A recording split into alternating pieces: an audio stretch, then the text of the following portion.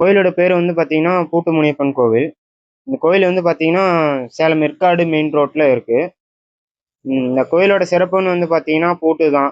அதாவது உங்களுக்கு என்ன பிரச்சனையா இருந்தாலும் சரி, சண்டை சச்சரவா, கேஸ் பிரச்சனையா, இல்ல அடிதடியா, இல்ல பணம் இந்த மாரி எல்லா பிரச்சனைக்கும் இங்க வந்து பார்த்தீங்கன்னா, பூட்டு தான் தீர்வு. உங்களுக்கு என்ன பிரச்சனையா இருந்தாலும் அத நெனச்சு வேண்டிட்டு, அவர்ட்ட வச்சு பூஜை பண்ணி இங்க கொண்டு போய் பூட்டலாம்.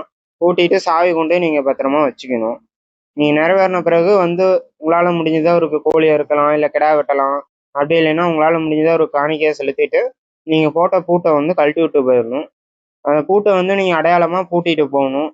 சப்போஸ் அப்படியே மீறி அந்த பூட்டு அடையாளம் தெரியல அப்படின்னா, அந்த சாவி மட்டும் கொண்டு வந்து தொட்டியில போட்டு போயிரணும் தான். அவருக்கு நேர்த்திக்கடன் செலுத்திட்டு, சாவிய கொண்டு வந்து அந்த தொட்டியில போட்டு போயிரணும்.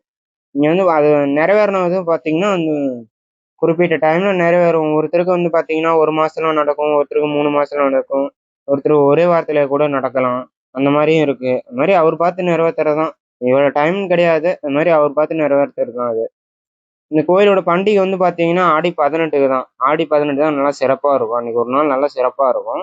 பண்டிகை ஆடி 18 தான். மத்தபடி கூட்டம் வர்றது வந்து பார்த்தீங்கன்னா, வெள்ளிக்கிழமை, ஞாயித்துக்கிழமை, அமாவாசை, பௌர்ணமியில கூட்டம் வரும். கோவில் வந்து பார்த்தீங்கன்னா, காலையில 7 மணிக்கு திறந்தோம் அப்படின்னா, சாயந்தரம் 5 மணி வரையிலும் இருக்கும். இந்த கோயில்ல வந்து அந்த பலியிடுறது அப்படின்னு வந்து பார்த்தீங்கன்னா, அது ஞாயித்துக்கிழமை டைம்ல தான் செய்வாங்க.